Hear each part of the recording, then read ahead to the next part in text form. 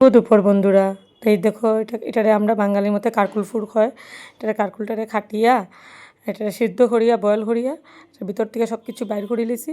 বাইর করিয়া এটারে রাখি দিছি, রাখিয়া এটারে গ্রেন্ড করিয়া এটারে ভাজমু। আর এটা হইল গিয়া কচু শাক, কচুরে কাটিয়া সিদ্ধ দিলাম চানাও লগে। এটা হইল গিয়া পুঁইডুগার পাতা, এগুলা কাটছি, ডাটা পুঁইডুগা ডাটা। এটারে রান্না করমু শস্য দিয়া। আর এখানে দেখো জিরা, হলুদ, লবণ সব কিছু দিয়া দিছি। এই যে কারকুলের পেস্টটাতে, কারকুলের যে পেস্টটা বেরিয়েছে এটার মধ্যে সব কিছু দিয়া আমি মিক্সড করতেছি। দেখো মিক্সড করিয়া এটার বালাটিকে টানাইমু, টানাইয়া এটারে পুরো ভাজা ভাজা করিয়া তারপরে কারকুলের ভিতরে ঢুকাইমু। সব টিনটারে ভাজা ভাজা করিয়া তারপরে কারকুলের ভিতরে ঢুকাই দিব। আবার এই যেটা ভিতরে ঢুকাইমু। তো দেখো বন্ধুরা, কারকুলের পুরটা বাইর করছিলাম, এটা বালাটিকে টানাইও নিয়ে একটা থালের মধ্যে রাখে দিয়েছি ঠান্ডা হইবার লেগে। তারপরে আবার ঢুকাইমু এটার ভিতরে কারকুলের ফুটটা।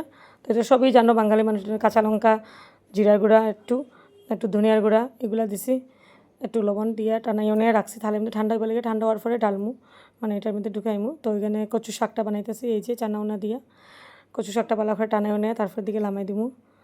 এখন এটার ভিতরে ঢুকাই দিলাম, অর্ধেক ঢুকাই দিছি আর অর্ধেক বাকি রয়েছে ঢুকানি, মানে আরও ঢুকাইতেছি এটার ভিতরে মশলাটা লইয়া।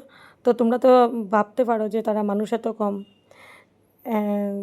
2জন ছেলে মেয়ে আর হাজব্যান্ড আর দেওর আর আমি। তো এটা না, আমার দোকানের স্টাফরাও আছে, তো তারা স্টাফরাও খাইব আমার ঘরে, দুপুরবেলা তারা খায়।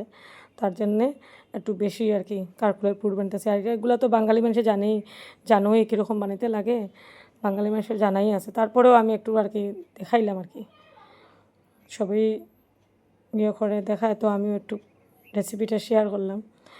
এটা আমরা তো শ্রাবণ মাস চলে, তো এটা নিরামিষ। এই দেখো এখানে আরও কতটা রাখছি থালের মধ্যে, এখানে আরও রাখা আছে। লাস্ট এটা একটু এখন এটার ভিতরে ঢুকাই দিব কারকুলের ফুটটা। পুঁইডুগা চচ্চড়া শস্য বাটা দিয়ে একটু টানাইয়া লামাই নিব। তো এটা পালাটিকে টানানি হইতেছে, এখানে কারকুল ফুটটা মশলা ঢুকাইয়া ভাজা করতেছি আর কি। তো এই যে আরও বাজিয়ে রাখছি, আরও ভাজা হইব, আরও আছে থালের মধ্যে। আর এখানে আলু দিয়ে পাঁপড় দিয়া একটা তরকারি নিরামিষ। আর আমার ঠাকুর দোয়াও কমপ্লিট হয়ে গেছে সকাল সকাল। এই যে আমার ঠাকুর করে কাজও শেষ। তো বাই বাই বন্ধুরা, আমার ব্লগটা ভালো লাগলে লাইক কমেন্ট করবাই, শেয়ার করবাই। দেখা হইব নেক্সট ব্লগে।